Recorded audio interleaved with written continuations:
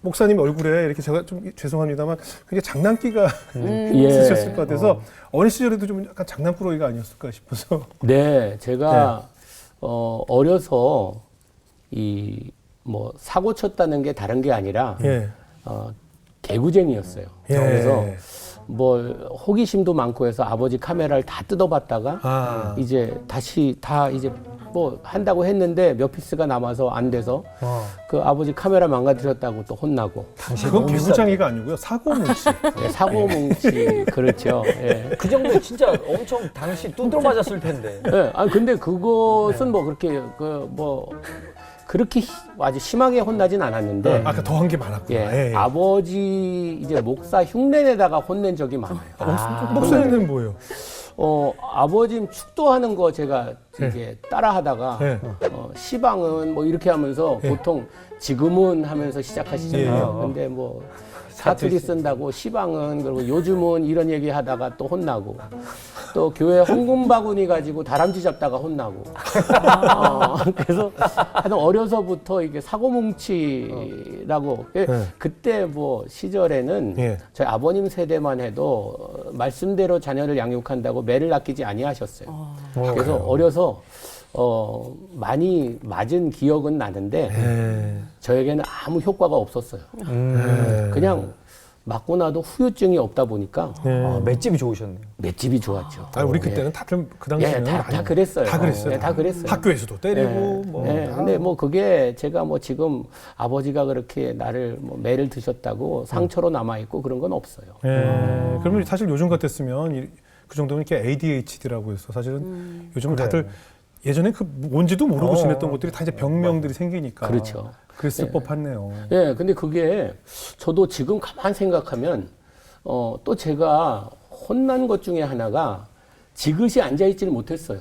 한 공부하라고 앉아있으라고 해도 15분을 못 넘겼어요. 일어나서 가서 무슨 일을 하고 와도 뭘 하고 다시 와야지 그냥 지그시 앉아있는 걸 못해서 가만 지금 생각해보면 그때는 뭐 애가 뭐 인내성이 없고 그렇다고 혼났지만 지금 이런 제가 이 행동을 했다면 이 ADHD 판정을 받지 않았을까라는 그런 생각도 해보게 돼요. 예전 선생님들이 이렇게 약간 평가할 때. 근데 나 이 말씀이 너무 좋은 게 요즘에 그 ADHD 약 복용시키는 애들 되게 많거든요. 근데 약간 산만해도 멀쩡히 훌륭한 사람 될 수 있다라는 걸 많이 좀 보여줬으면 좋겠어요. 네. 제가 근데 저는 보통 아이들이 이제 부모님한테 혼나고 뭐 맞고 이런다고 하면은 이 자존감이나 이런 게 뭐 굉장히 떨어진다, 또 약해진다 이런 얘기를 많이 하는데 저는 그렇게 생각해 본 적이 없는 게 어려서 성경 말씀에 하나님 이제 주일학교 선생님이 이런 말씀을 하셨어요. 하나님이 만드신 것 중에는 실패작이 없다. 하나님은 절대 실수, 이게 만든 다음에 영어로 옵스라 그러죠. 옵스 하는 적이 없다. 항상 하나님이 만드신 것은 특별한 목적을 가지고 다 만드셨다라는 그 말씀에 확신이 있었기 때문에 제가 뭐 사고뭉치라고 해도 하나님께서는 사고뭉치도 분명히 쓰신다. 건축자가 버린 돌을 어떻게 보면은 하나님께서 제일 소중하게 쓰시는 이런 것처럼 그런 어디선지 모르게 그런 자신감이 항상 있었던 것 같아요. 그 미국에서 그래서 누뚱이 생기잖아요. 그럼 그 누뚱이를 웁스라고 불러요. 실수. 웁스. 무슨 뜻인지 알죠? 웁스. 그 누뚱이를 다 웁스라고 불러요. 너무 웃기잖아. 너무 유머러스 하잖아요. 그죠? 계획 안 한 아이라 이거죠. 실수로 웁스 해서 생겼다고. 근데 너무 좋아. 재밌어. 멋져. 그럼 어때요? 저기 이제 보통 이제 자녀들이 닮잖아요. 네. 목사님의 이제 자녀들도 아버지를 많이 닮았나요? 아이 중에 저희 셋째가 저를 꼭 닮았어요. 너무 저를 닮은 거예요. 제 아내는 도저히 이해를 못 하는 거예요. 얘가 왜 이렇게 사고뭉친지. 사고가 났다면 얘예요. 다른 아이가 사고 쳤다 해도 얘가 개입돼 있어요. 그대로 받는 거예요. 얘가 샌프란시스코에서 태어났는데 거기 중국인들이 많다 보니까 아내가 이런 말을 저한테 아이가 바뀐 것 같다고. 병원에서 아무리 생각해도 얘는 내 새끼가 예, 우리 아이가 아닌 것 같다고. 기질이 다른 아니다. 아이들은 너무 순해요. 이 순하고 말 잘 듣고 예. 그런데 얘는 뭐 하여튼 자기 마음대로. 예. 얘는 진짜 매가 아무 효력이 없는 아이예요. 네. 그냥 자기가 잘못하면 이건 몇 대짜리니까 빨리 때리라고 자기 나가서 놀아야 된다고 이런 아이예요. 네. 그래서 얘가 아내는 너무 이해를 못하는데 저는 아니라고. 아시는 거죠? 얘는 확실히 우리 애라고. 얘는 나를 너무 닮았다고. 네. 그래서 이해를 했죠 제가. 아하. 그러니까 세상에 다 그대로 받게 돼 있어요. 그럼요. 그대로 다. 네. 하나님은 저는 항상 기억하는 게 네. 실패작이 없다. 예. 얘도 하나님께서 특별한 목적을 가지고 우리 집에 보내주셨다라는 그 확신이 있었기 때문에 예. 애가 뭐 지금 이렇다고 해서 예. 평생 이르리라고는 생각 안 하고. 셋째가 또 어떤 일들이 있었어요?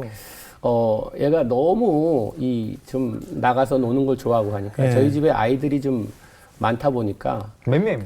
지금 3남 3녀 6명입니다. 예. 네. 왜 이렇게 애가 많냐고 물으시는 분들이 계세요. 교회 부흥을 위해서. 그럴 때 그냥 이러세요. 읍스.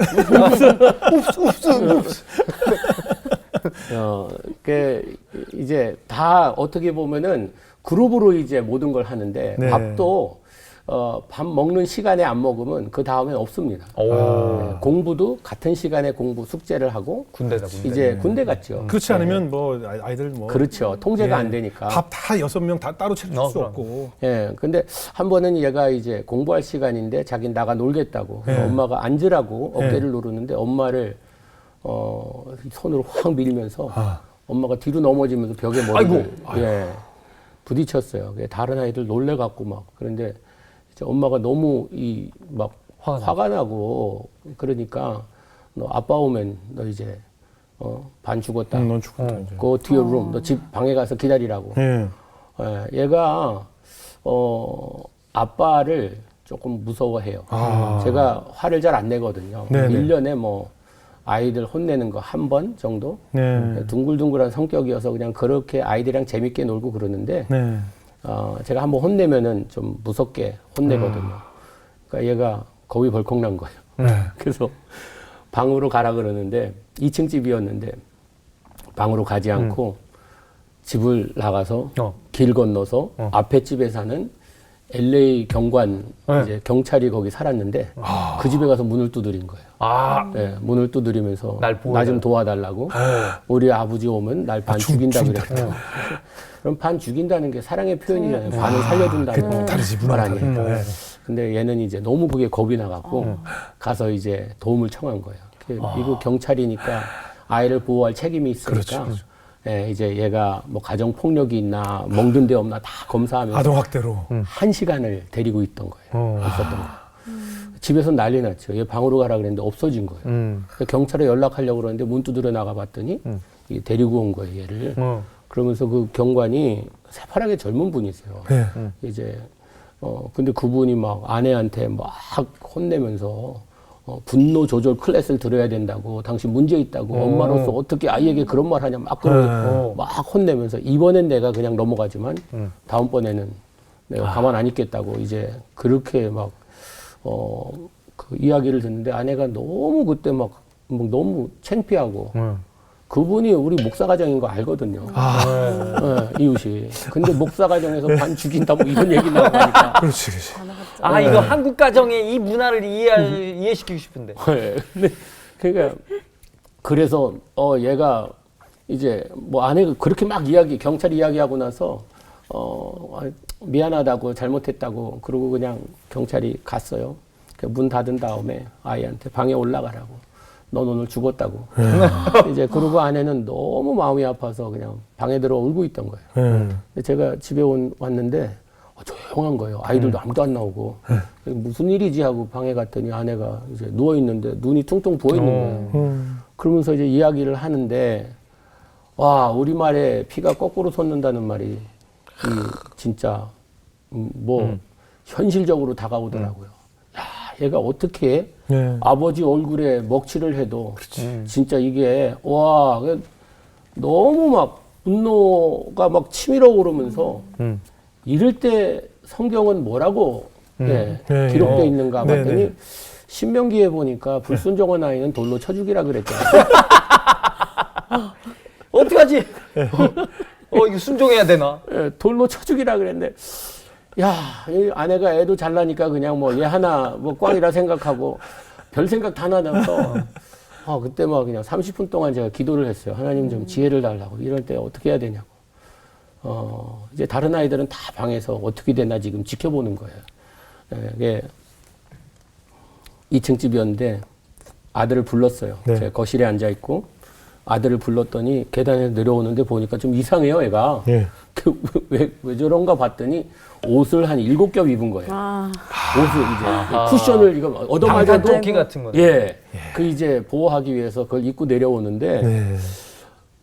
여름이었는데 땀을 뻘뻘 흘리면서 내려오는 거예요. 그래서 이거 웃을 수도 없고 저만큼 서 있는데 한 20번은 불렀어요. 가까이 오라고. 20번 부르니까 얘가 제 앞에 딱 왔는데 손목을 잡았거든요. 얘가 얼마나 무서웠는지 떠는데 8살짜리 아이가 제가 같이 떨리는 거예요. 벌벌벌벌 떠는 거예요. 예, 이거 떠니까 어떻게 할 수 없어서 제가 그냥 저는 앉아 있고 얘는 서 있는데 허리를 이렇게 끌어안았어요. 그러면서 제가 그때 아빠가 너무 미안하다고. 내가 두려울 때 아빠한테 달려와야 되는데 그러니까. 다른 사람에게 달려가게 해서 아빠가 너무 미안하다. 아. 아빠의 마음은 너를 사랑하는데 내 생명보다도 너를 더 사랑해. 그런데 내가 그걸 제대로 전해주지 못해서 이렇게 어려움이 처했을 때 아빠한테 달려올 생각 못하고 다른 사람한테 달려가게 해서 아빠가 너무 미안하다고. 네. 아빠는 너를 위해 목숨까지도 줄 준비가 돼 있는 사람이라고. 예. 끌어안고 막 울었어요, 제가. 예. 잘못했다고. 아빠 용서해달라고. 예. 그랬더니 얘가 그냥 우와 소리 지르면서 울기 시작하는데 전 애가 그렇게 우는 거 처음 봤어요. 와 그러면서 뭐 저도 울고 애도 울고 이제 다른 아이들도 보니까 이제 상황을 파악한 거야. 다 내려와 갖고 서로 끌어안고 그날 저녁에 제가 하나이에게 아빠의 마음을 전하면서 아빠의 마음은 이런 거야. 너희를 위해 생명까지도 아까워하지 않는 사람이 아빠야. 네, 그걸 하면서 제가 그걸 느꼈어요. 나는 가상적으로 너희들을 위해 죽을 수도 있어 라고 하지만 우리 하나님 아버지는 죽어주셨잖아요. 그렇죠, 그렇죠. 예. 그때 제가 다시 한번 하나님의 사랑을 깨닫게 됐어요. 그날 저희 가정에 어떻게 보면은 부흥이 임했다고 할 수 있겠어요. 그러네요. 아빠의 마음을 전할 수 있었고 예. 아이들이 아빠를 두려운 대상으로 보는 게 아니라 아빠를 참 사랑의 대상으로 보는 그런 저희 가정에는 어떻게 보면 터닝 포인트라고 할 수 있겠죠. 그러네요. 근데 요런 사건이 딱 있고 나면 그때 이후로 갑자기 개과천선해서 사람이 다시는 이제 막 좋은 일만 막 이쁜 짓만 계속 할 것 같은데 셋째는 그 다음에 어떻게 됐어요? 아니요. 그럼. 예. 안 되는 거야? 이게 성격과 성품과 기질과. 성깔이 있잖아요. 성깔은요 깔려 있기 때문에 성깔인 거예요. 이게 뭐 이렇게 되면 확 이제 올라오는 게 있는데 얘는 성격이 그런 것 같아. 항상 활발하고 무엇든지 자기가 생각하는 거면 이걸 이뤄야 속이 풀리는 애예요. 예, 그런 애기 때문에 참 그 이후로도 뭐 여러 가지 이런 이벤트들이 많았는데 뭐 꼭 대견하고 얘는 이제 깨달아서 그런 것만 있었던 건 아니었죠. 예. 초등학교 졸업식 날도 사고 쳤어요? 그때는 또 어떤 사건이 있었냐 하면 네. 이제 미국 그 초등학교에서 졸업하는 아이들이 하나의 강단에 올라와서 네. 자기 이름 대고 이 다음에 커서 뭐 되겠다고 예. 하는 그런 시간이 있었어요. 근데 예. 우리 아들 차례가 왔어요. 얘 차례가 왔어요. 근데 딱 올라가더니 자기 이름 대더니 When I grow up, 내가 이 다음에 크면 I wanna be pastor just like my daddy 그런 거예요. 아빠처럼 목사 되고 싶대요. 예. 그 얘기 딱 듣는 순간 갑자기 눈물이 그냥 확 나는 거예요. 그래서 이게 무슨 눈물이지 했더니 제 생각이 갑자기 그날로 돌아가서 그날 내가 홧김에 반 죽여놨으면 얘는 아빠처럼 절대로 안 되겠다고 그렇죠, 했어요. 그렇죠. 그런데 아빠의 마음을 알고 났더니 아빠처럼 되고 싶대요. 우리도 하나님의 마음을 알고 나면요. 진정한 하나님의 마음을 알고 나면 네. 저런 변화가 있지 않을까. 우리가 에덴 동산에서 잃어버린 하나님의 형상을 그 형상을 조금 더 닮아가고 싶어 하는 네. 그런 마음이 우리 안에 참 불타는 이런 심정으로 있지 않을까라는 그런 생각도 해봤어요. 예. 그때 참 저는 눈물을 흘리면서 대견하기도 하고 야, 참 그날 성령님께서 나에게 주신 지혜 덕분에 네. 예, 내가 홧김에 화풀이 안 하고 아이에게 내 마음을 전했던 게 너무나 참 감사한 일이구나라고 생각했습니다. 그 셋째 아들 정말 목회자가 됐나요? 지금 30살인데요. 예. 그 텍사스에서 지금 아주 좋은 미국 교회에서 신앙생활하고 있는데 네. 그 교회에서는 이제 신학교 가겠다고 하면은 예. 미국 교회인데 교회에서 먼저 이 사람이 앞으로 목회자가 될 그런 모든 그 가능성이나 또 부르심이 있는지를 테스트를 해요. 예. 예, 그런데 그 지금 과정 가운데 있어요, 아들이. 그래서 테스트 통과 못하면 통과 못하면은 이제 뭐 안 되는 거죠. 교회에서 가지 말라고. 뭐 자기가 고집해서 갈 수도 있는데, 얘는 뭐 신앙생활을 어떻게 보면 참 아주 제가 볼 때도 야, 잘하고 있다라는, 목회자가 아니라 할지라도 목회자만큼이나 영향력을 끼치면서 잘 하고 있어요. 결론은 잘 자란 거잖아요. 네. 그죠? 예. 네.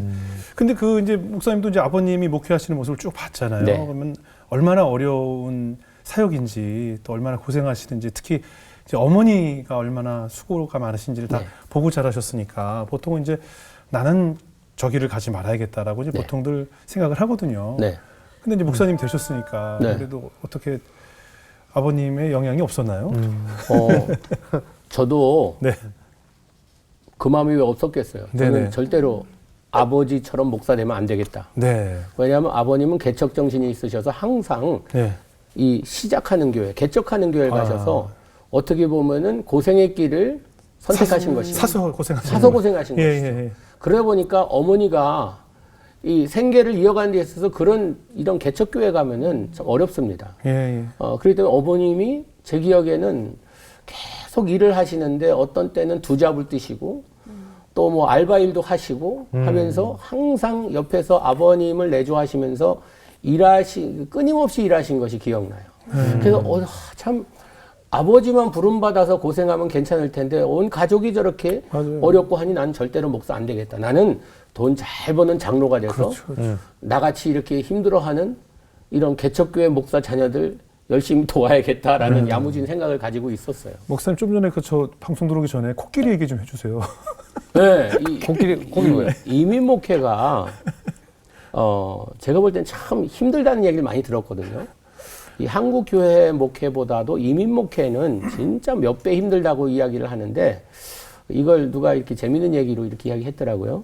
어느 서커스에서 코끼리를 울리면은 상을 준다 그랬는데 아무도 못 하더래요. 그런데 한 중년 남자가 와서 코끼리 귀에 또 뭐라고 이야기하니까 코끼리가 눈물을 흘리더래요. 오. 그래서 무슨 얘기를 했냐고 나중에 물었더니 이분이 이런 얘기했대요. 너 울래 아니면 이민 목회 할래? 그랬더니 울더래요.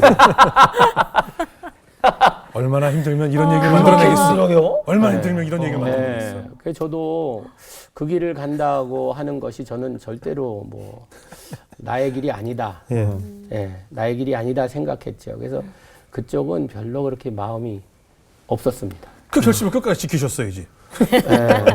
네, 제가 이게 어떻게 목회자의 길에 어떻게 들어가게 된 것도 참 하나님은 우리의 장난도 장난으로 여기지 아니하시고 하나님의 이 어떻게 보면 신실하심이 우리의 농담도 진심으로 들으신다는 그게 확신이 있는 게 제가 대학교 다니면서 교회에 많은 일을 했어요. 네. 아무래도 목사 아들이고 하니까 교회에서 뭐 주보 프린트하는 것도 돕고 교회 밴 운전하는 것도 돕고 성가대도 하고 찬양팀도 하고 열심히 했는데 제가 찬양팀을 인도하다 보니까 항상 여름 되면은 어느 그 이제 2세 목사님 집회 다니는데 찬양 인도를 도우러 따라다녔는데 네.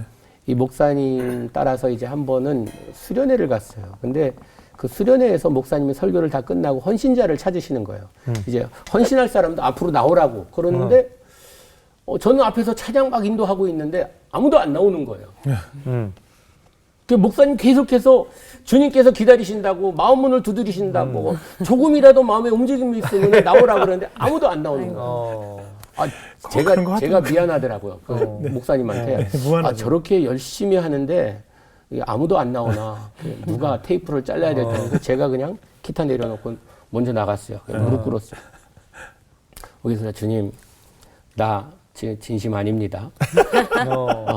주님, 내 마음 아시죠? 나는 테이프 끊기가 다른 사람들이 나오게 하기 위해서 지금 이 어떻게 보면은 펌프질할 때 먼저 이거 하려고 나도 막 그러고 이제 하는데 제가 얼마 동안 기도했는지 모르겠어요. 한참 기도하고 났는데 눈을 떴는데 앞에 물이 있는 거예요. 웬 물이지 했더니 눈물 콧물이 막 그냥 그러면서 그냥 제가 그때 어떻게 보면 예수님을 인격적으로 만난다 그러죠. 그때 참 체험이 나도 모르는 내 마음의 평안과 주님의 임재하심을 경험하는 그런 때였어요. 그러면서 주님, 나 같은 별 볼 일 없고 내가 잘하는 거 아무것도 없고 사고뭉치한 이런 사람도 주님께서 쓰실 수 있다면 주님 한번 해보세요.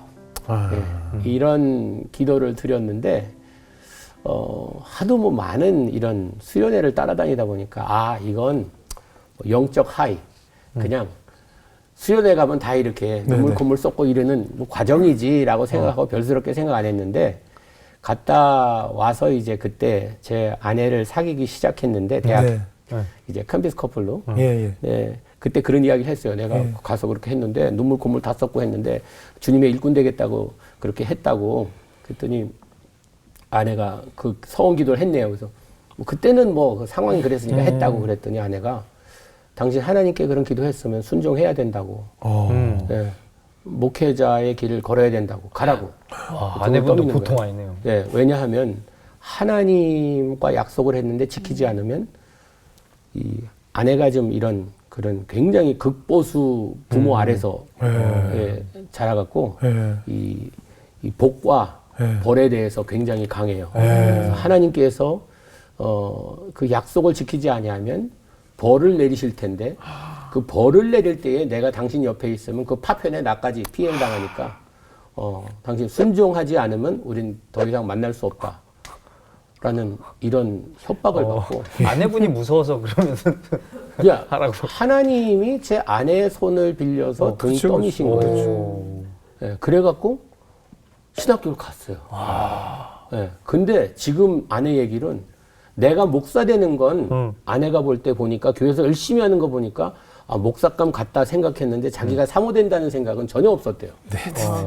결혼은 안 할 생각이었나요?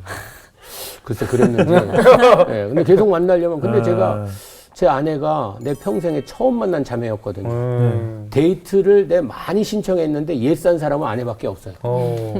그래서 이 버스 놓치면 그렇게 하시기로 하신 거예요? 그렇게 막 그래서 그냥 진짜 같은데요?